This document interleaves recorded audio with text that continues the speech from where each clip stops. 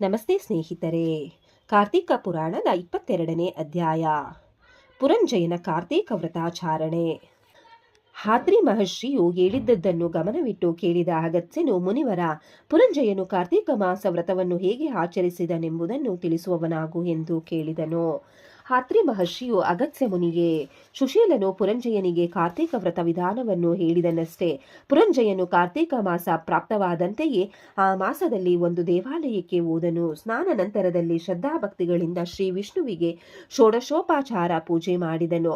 ಆವಾಹನ, ಆಸನ, ಪಾದ್ಯ, ಆರ್ಘ್ಯ, ಆಚಮನ, ಸ್ನಾನ, ವಸ್ತ್ರ, ಅಪವಿತ, ಗಂಧ, ಪುಷ್ಪ, ದೀಪ, ನೈವೇದ್ಯ, ತಾಂಬೂಲ, ನೀರಾಜನ, ಪ್ರದಕ್ಷಿಣ, ನಮಸ್ಕಾರ ಈ ರೀತಿಯಾಗಿ ಷೋಡಶೋಪಚಾರ ಪೂಜೆ ನೆರವೇರಿಸಿ ಹರಿ ಸಂಕೀರ್ತನೆಗಳಿಂದ ಗಾಯನವನ್ನು ನೃತ್ಯವನ್ನು ಮಾಡಿಸಿ ಎಲ್ಲವೂ ಶ್ರೀ ಹರಿ ಅರ್ಪಿತ ಎಂದು ದೀರ್ಘದಂಡ ನಮಸ್ಕಾರ ಮಾಡಿದನು. ರಾತ್ರಿಯೆಲ್ಲ ದೇವಾಲಯದಲ್ಲಿಯೇ ಉಳಿದು ಭಗವಂತನ ಧ್ಯಾನ ಮಾಡುತ್ತಾ ಜಾಗರಣೆ ಮಾಡಿದನು. ಕರುಣಾನಿಧಿಯು ಭಕ್ತವತ್ಸಲನೂ ಆದ ಶ್ರೀ ಹರಿಯು ಪುರಂಜಯನ ಭಕ್ತಿಗೆ ಪ್ರಸನ್ನನಾಗಿ 3ನೇ ದಿನ ಪ್ರಾತಃಕಾಲದಲ್ಲೇ ಅವನ ಮನೆಗೆ ಒಬ್ಬ ವಿಪ್ರನ ರೂಪದಲ್ಲಿ ಬಂದನು. ವಿಪ್ರನ ಎದೆಗೆ ತುಂಬ ತುಳಸಿ ದಂಡೆಯ ಮಾಲೆ ಇದ್ದಿತ್ತು. ಪುರಂಜಯನನ್ನೆಚ್ಚರಿಸಿ, ಅಯ್ಯ ಪುರಂಜಯನೇ, ನೀನಾಗಲೇ ಸೈನ್ಯ ಸಮೇತನಾಗಿ ಶತ್ರುಗಳನ್ನೆದುರಿಸಿದ್ದೆ. ಆದರೆ ನಿನಗೆ ಜಯಲಕ್ಷ್ಮಿ ಒಲೆಯುವಳು ಎಂದು ಹೇಳಿದನು. ವಿಪ್ರನ ಮಾತಿಗೆ ಪುರಂಜಯನು ಇಲ್ಲವೆನ್ನದೆ ಸೈನ್ಯ ಸಮೇತನಾಗಿ ಒಂದು ರಥವನ್ನೇರಿ ಬಂದು ಶತ್ರುರಾಜರುಗಳನ್ನೆದುರಿಸಿದನು. ಇಬ್ಬರ ನಡುವೆ ಅಸಾಧ್ಯ ಹೋರಾಟ ನಡೆಯಿತು. ಬಲಾಬಲಗಳ ಪರೀಕ್ಷೆಯಾಯಿತು. ಎರಡೂ ಕಡೆ ಸೈನಿಕರು ತಮಗೆ ಜಯ ಸಿಗಬೇಕೆಂದು ಪರಸ್ಪರ ವೀರಾವೇಶದಿಂದ ಹೋರಾಡಿದರು. ಭಗವಂತನ ವರಪ್ರಸಾದದಿಂದ ಕಾರ್ತೀಕ ವ್ರತ ಅಭಾವದಿಂದ ಪುರಂಜಯನು ಕಂಬೋಜಾದಿ ದೇಶಗಳ ರಾಜರನ್ನು ಹಿಮ್ಮೆಟ್ಟಿಸಿದನು. ಎಲ್ಲರೂ ಅಪಜಯ ಹೊಂದಿದ್ದರು. ಪುರಂಜಯನಿಗೆ ರಾಜ್ಯ ಮರಳಿ ಸಿಕ್ಕಿತ್ತು. ಆದುದರಿಂದ ಯಾರು ಶ್ರೀಮನ್ನಾರಾಯಣನ ಕೃಪೆಗೆ ಪಾತ್ರರಾಗುವರೋ ಅವರು ಜಯಶಾಲಿಗಳಾಗುವರು. ಅವರಿಗೆ ಅಪಜಯವೆಂಬುದೇ ಇರುವುದಿಲ್ಲ. ಅವರು ವಿಷ ಸೇವಿಸಿದರೂ ಹರಿಕೃಪೆಯಿಂದ ಅದು ಅಮೃತವೇ ಆಗುವುದು. ತಂದೆಯಿತ್ತ ವಿಷ ಕುಡಿದ ಪ್ರಹ್ಲಾದನಿಗೆ ವಿಷ ಅಮೃತವಾಗಿ ಪರಿಣಮಿಸಿತು. ಭಗವದನುಗ್ರಹ ಇಲ್ಲದವರಿಗೆ ಮಿತ್ರರೆಲ್ಲ ಶತ್ರುಗಳಾಗಿ ಬಿಡುವರು. ಧರ್ಮ ಅಧರ್ಮಗಳವಾಗಿ ಬಿಡುವುದು. ಹರಿಕೃಪೆ ಇದ್ದರೆ ಹೇಡಿ ಸಹ ಗೆಲ್ಲುವನು, ಇಲ್ಲದಿದ್ದರೆ ವೀರನೂ ಹೇಡಿಯಾಗಿ ಬಿಡುವನು.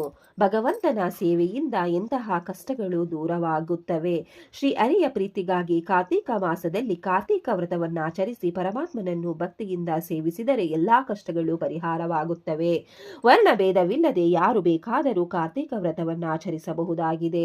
ಬ್ರಾಹ್ಮಣನಾಗಿಯೂ ಹರಿಭಕ್ತಿ ಬೆಳೆಸಿಕೊಳ್ಳದೆ ಹೋದರೆ ಶೂದ್ರನಿಗಿಂತ ಕಡೆಯಾಗುವನು. ಅದೇ ಕಾರ್ತೀಕ ವ್ರತಾಚರಣೆ ಮಾಡಿ ಧ್ಯಾನ ನಿರತನಾದರೆ ಉತ್ತಮವೆನಿಸಿ ಬಾಳುತ್ತಾನೆ.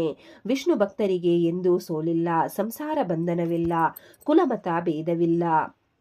ಹಿಂದೆ ವೇದವ್ಯಾಸ ಮುನಿ, ಶುಶೋನಕ ಆದಿ ಮುನಿಗಳು, ಅಂಬರೀಷ ಮೊದಲಾದವರು ಶ್ರೀ ಹರಿಭಕ್ತರಾಗಿ ಶಾಶ್ವತವೆನಿಸುವ ವಿಷ್ಣು ಸಾಯುಜ್ಯವನ್ನು ಪಡೆದು ಅಚಂದ್ರಕವಾಗಿ ಕೀರ್ತಿವಂತರಾಗಿರುವಂತಾದರು. ಶಕ್ತರಾದರೂ ಹರಿಪೂಜೆಯನ್ನು ತಪ್ಪದೆ ಮಾಡಬೇಕು. ಮಾಡದವನು ಪಾಪಿಷ್ಟನಾಗುವನು. ಕೈಲಾದ ಹಣ ಖರ್ಚು ಮಾಡಿ ದೇವತಾ ಪೂಜೆ ಭಜನೆಗಳನ್ನು ಮಾಡಿಸಬೇಕು.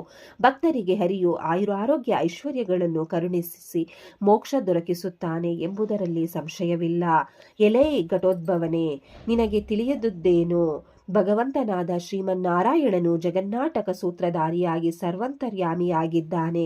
ಆತನು ಸೂರ್ಯನಿಗೆ ಸಮಾನಾದ ಪ್ರಕಾಶ ಬೀರುವವನಾಗಿದ್ದಾನೆ. ಮರಗಳಲ್ಲಿ ಅಶ್ವತ್ಥ ಮರ ಶ್ರೇಷ್ಠವಿರುವಂತೆ ವ್ರತಗಳಲ್ಲಿ ಕಾರ್ತೀಕ ವ್ರತವೇ ಶ್ರೇಷ್ಠವಾಗಿದೆ.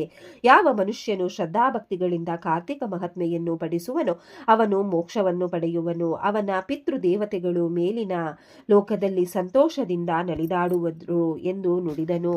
ಬಳಿಕ ಅಗಸ್ತ್ಯ ಮಹಾಮುನಿಯು, ಆರ್ತಿ ಮಹರ್ಷಿಯೇ, ಪುರಂಜಯನು ರಾಜ್ಯವನ್ನು ಮರಳಿ ಪಡೆದ ಬಳಿಕ ಏನು ಮಾಡಿದನು ಎಂಬುದನ್ನು ತಿಳಿಸುವನಾಗು ಎಂದು ಕೇಳಿದನು. ಇಲ್ಲಿಗೆ 22ನೇ ಅಧ್ಯಾಯವು ಮುಕ್ತಾಯಗೊಂಡಿತು. ಈ ಅಧ್ಯಾಯವನ್ನು ಕೇಳಿದವರಿಗೂ ಓದಿದವರಿಗೂ ಶ್ರವಣ ಮಾಡಿದವರಿಗೂ ಆ ಭಗವಂತ ಒಳ್ಳೆಯದನ್ನು ಮಾಡುತ್ತಾನೆ. ಓಂ ನಮಃ ಶಿವಾಯ. ವಿಡಿಯೋ ನೋಡಿಕ್ಕೆ ಎಲ್ಲರಿಗೂ ಧನ್ಯವಾದಗಳು.